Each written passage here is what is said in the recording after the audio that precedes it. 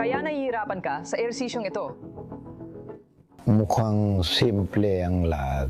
Pero, nandito tayo sa Bait Balev. Isa ito sa mga pasilidad sa isang network ng mga tahanan para sa matatanda at mga ospital para sa rehabilitasyon na niyayakap ang kinabukasan. Inaalagaan nila ang ating lolo, lola, magulang at kapatid gamit ang makabagong teknolohiya. Kaya tingnan natin ang inihanda nila para sa atin. Kasama ko si Richard, isa sa mga pasyente sa Bait Balev. Kaya Richard, maaari mo bang sabihin sa akin kung anong mga inobasyon na meron dito para sa iyong paggaling?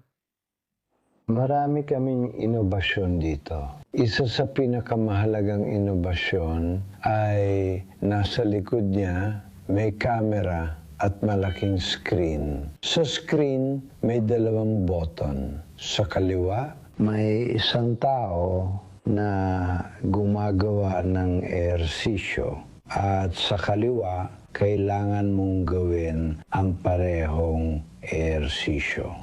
Sa madaling salita, ito ay sistema na nagsasabi kung anong ehersisyo ang dapat gawin para makabawi. Oo, tama.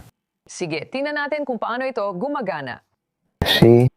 Sige, sa kaliwa, makikita natin ang taong nag-ehersisyo at ipinapakita kung paano ito gawin. At pagkatapos, sa kanan, ikaw naman ang makikita natin sa screen. Ginagawa mo rin ang parehong mga ehersisyo at tinitingnan kung tama ang ginagawa mo.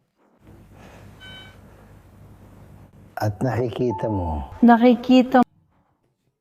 diyan ka dadaan. At ngayon, kinokorek ka na nito. Kaya mula 46%, naging 100% ka na ngayon. Eksakto. Ang programa ay planado para sa kanya, lalo na para sa kanyang problema sa paggalaw at sa kanyang kahinaan sa braso at sa mga binti. At ginagawa niya ang programa halos araw-araw pagkatapos ng kanyang physical therapy, ng paggamot. Kaya nung si Richard ay dumating sa ospital, halos paralisado siya sa 4 niyang paa at kamay. Kaunti lang ang galaw niya at lahat ng kilos niya ay hindi niya makontrol. Ngayon, kaya na niyang gumulong sa kama at bumangon ng mag-isa. Nagsimula na siyang maglakad gamit ang walker at lahat ng kilos niya ay talagang gumaganda na.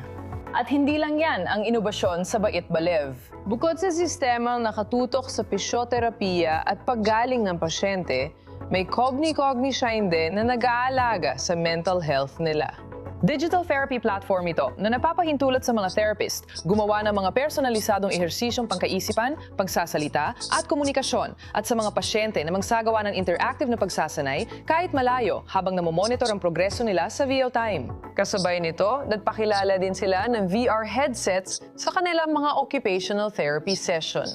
Hindi lang ito ehersisyo, kundi paraan para matulungan ang mga pasyenteng may limitadong galaw at malubhang sakit na makapaglakbay sa mundo at matupad ang panghabambuhay nilang mga pangarap mula sa kanilang mga higaan sa ospital. Ginagamit namin ang VR na teknolohiya bilang bahagi ng therapy. At may isang pasyente, isang babae, na medyo nalulungkot.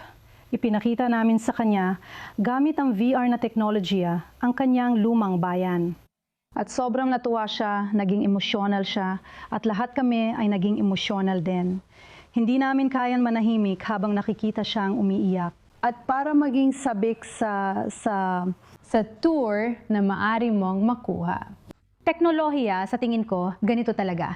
Nandito na ito at minsan parang napakalayo nito sa kanila dahil karamihan sa kanila ay hindi lumaking gumagamit ng teknolohiya. Kaya parang oportunidad ito para sa kanila, alam mo yon, na maging bahagi ng isang bagay at makita na hindi lang ito para sa mga kabataan. Para rin ito sa kanila. Hindi ito nakakatakot, masaya pa nga. At sa lalong madaling panahon, magbubukas na kami ng unang interactive immersive room para sa lahat ng matatanda dito sa Bait Balev sa Russian Lezion. Isa itong. Isang multi-active sensory space na pasasamahin ang galaw at emosyon. At magdadala ito ng iba pang aspeto at iba pang benepisyo ng teknolohiya. At lahat ng ito, syempre, ay bubuuin at iakma sa pasyente na aming therapist. Hindi lang basta teknolohiya ito. Para kay Richard at iba pang pasyente, naging tagapagligtas ang Bait Balev. 2 buwan na mula nang tuluyan kang naparalisa. Sa tingin mo, nakatulong ito?